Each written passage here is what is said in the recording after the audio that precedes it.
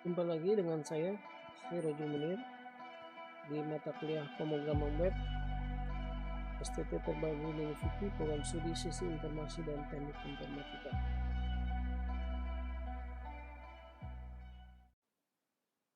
Masih bersama saya, Sirojul Munir ya. Hari ini kita akan bahas coba HTML5. Jadi sebelumnya kita belajar bagaimana membuat dokumen HTML, maka sekarang kita lebih spesifikkan lagi memahami apa itu HTML5 gitu ya. Sebelumnya kita lihat dulu ya bagaimana sejarah berkembangnya HTML5 ini ya. Jadi HTML ini muncul awalnya internet booming ya sekitar tahun 1990-an gitu ya, yang dikawal oleh atau yang diperkenalkan oleh Berners-Lee ya. Dia memperkenalkan HTML5 dan juga browser ya untuk dokumen teks pada internet gitu ya, pada jaringan internet, konsep dokumen format atau HTML gitu ya. Nah, ini berkembang terus di tahun 95 dirilis versi kedua untuk versi HTML ini. Namun mulai tahun 1997 sudah untuk lebih menstandarisasikan lagi, maka dikawal atau dipegang oleh yang namanya konsorsium W3 World Wide Web gitu ya, W3C gitu ya. Jadi perkembangan dari HTML dikawal oleh lembaga ini sehingga nanti akan lebih baik lagi ya. Tahun 99 dikeluarkan versi 4.01. Kemudian di versi yang 5 sendiri yang sekarang kita pakai rata-rata yaitu adalah versi HTML5 gitu ya.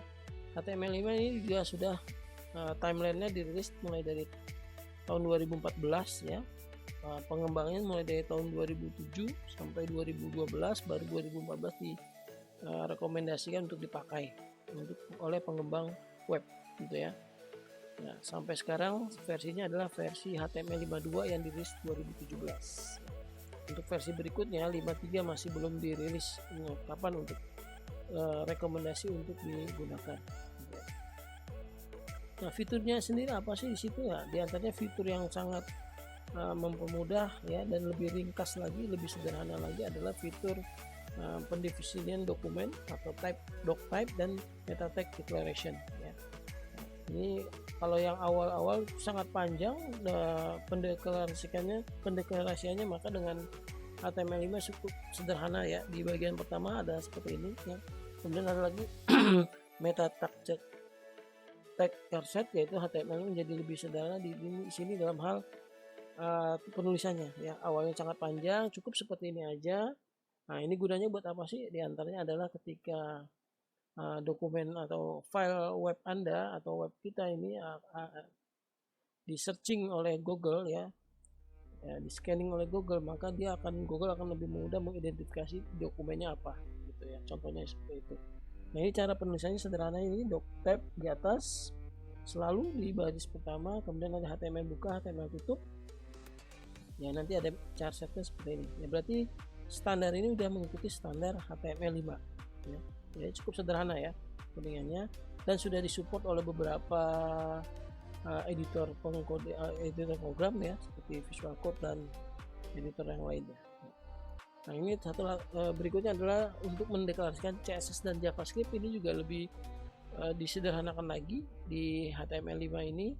Cukup dengan text style ya, contohnya style buka, style tutup sudah di sini ya. Awalnya cukup sangat panjang tagnya ya di HTML4. Demikian juga JavaScript, awal juga sangat panjang, harus menyebutkan type teksnya ya, JavaScript application dan seterusnya.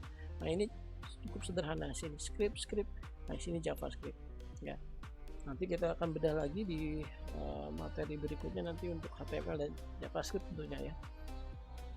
Nah, ini berikutnya adalah adanya fitur-fitur tag baru ya. Ini hanya beberapa ya, ada banyak tagnya yang baru, teman. Yang saya munculkan di sini adalah yang sangat mendukung pembuatan konten ya, blog ya.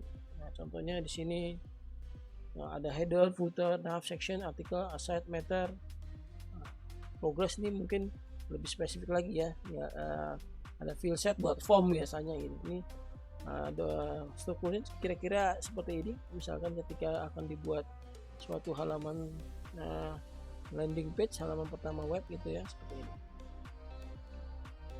Nah ini perbedaan antara HTML4 dan versi HTML5. Awalnya ketika mendefinisikan header, stylingnya ya kita pakai div sini ya untuk menandakan styling, misalkan dia nanti background dan warna font dan seterusnya ada di define di seperti ini di ID header ya. Nah sekarang sudah tidak perlu lagi dengan HTML, cukup dengan ada tag baru namanya header. Demikian juga footer, kemudian ada navigasi sebelah kiri, pakai dapat menggunakan nav. Dan the main-nya juga ada di sini, mainnya bisa pakai artikel atau artikel dan seterusnya ya, atau contohnya ada section. Nah ini contoh lain lagi untuk template kerangka webnya seperti ini ya. Jadi dengan tag-tag baru ini diharapkan lebih mudah memaintain dokumen webnya gitu ya. Ini contoh sederhana tampilan dari penggunaan artikel. Nah, tentu saja sudah ada CSS di sini ya untuk membuat lebih bagus lagi ya. Jadi di sini contohnya nih penggunaan artikel nih, tag artikel ya. Codingannya seperti ini, nanti bisa Anda coba-coba aja ya seperti ini. Nah, ini contoh lain untuk header dan footer tagnya ya, ada dalam artikel ada header, bisa juga saya taruh footer biasanya buat di bawah menandakan informasi web ini dibuat oleh siapa, atau ada link tertentu ya yang bisa diterapkan di sini.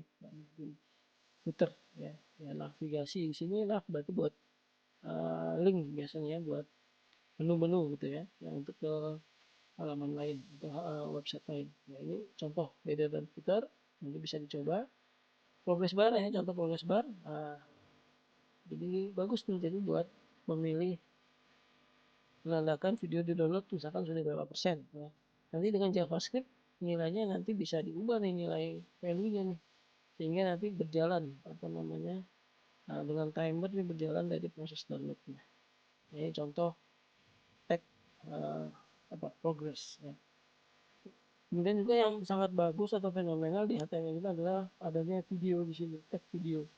Tag video ini lebih memudahkan lagi untuk browser-browser ya, karena awalnya jika ingin memutar video pada browser ya, memerlukan plugin atau software tambahan pada browsernya ya, seperti plugin Flash gitu ya. Tapi dengan HTML ini tidak diperlukan lagi gitu ya.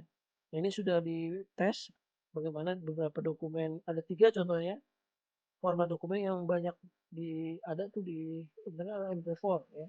Contohnya YouTube tuh MP4 gitu ya, atau WebM atau OGG gitu ya, open source ini ya file ya.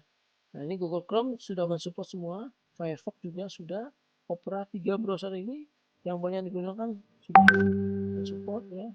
Browser lain nanti belum mensupport juga nih ya. Safari ya ini baru mensupport 2 ini aja gitu ya. Ini contoh codingannya ya, video ya, nanti videonya bisa diputar langsung, ada alat pemutarnya gitu ya. Nah ini manfaat HTML5, jadi browsernya nanti HTML ini membawa perubahan bagi pengembang web ya, karena nanti memudahkan tentunya saja, sehingga nanti browser di perangkat mobile akan ini biasanya buat saat ini adalah banyak yang perangkat mobile ya. Nah, jadi jarang crash dengan adanya HTML5 ini, dan juga hampir 30% pengguna ponsel suka mendownload aplikasi, sehingga akan lebih nyaman nanti menggunakan HTML5 ya, sehingga karena tidak perlu mendownload lagi ya atau videonya, sehingga nanti bisa langsung diputar di situ dengan elemen audio video. Nah, ini di antara beberapa manfaatnya ya. Oke. Nah ini bisa referensi ya, yang kalian bisa pelajari di sini tag-tag lain ya. Ini contohnya saya beralih ke ini contoh. Nah ini contoh sebelah kanan ya, ini artikel codingannya nih, tampilannya sebelah kanan ini bisa ditiru nanti. Nah, jika ingin membuat misalkan ya, atau penggunaan apa namanya heading 1 ada di sini. Nah, ini udah biasa ya, address misalkan artikel atau site misalkan bisa dicontoh di sini ya. Contoh lain di sini ini juga bisa dilihat contoh penggunaan HTML5-nya. Nah, ini contohnya misalkan membuat tadi gambar, misalkan video, YouTube, gambar gimana. Nah, ini ada contohnya. Nah, bisa seperti ini. Nah, tentu saja ada CSS-nya dikit gitu ya. Nah, itu nanti kalian bisa coba gitu. Oke, saya stop dulu sampai sini. Nanti kita akan bahas khusus buat bagaimana tugas kuliah mata kuliah ini, yaitu membuat landing page. Ini akan saya bahas dalam satu video tersendiri. Terima kasih.